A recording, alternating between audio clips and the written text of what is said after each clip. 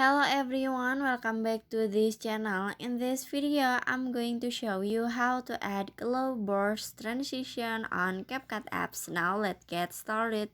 First, after you open your CapCut apps and add the video that you want to edit, if you wanna add Glowburst transition, so you just click on a box white icon, this one, click on it.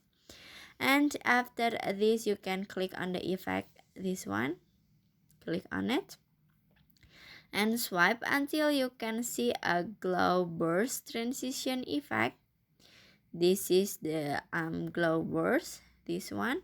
So you just click on it, and after this you can set the duration for the transition. So you just swipe left or right this icon like this, and after this you can click on apply to all for add the transition effect to all videos.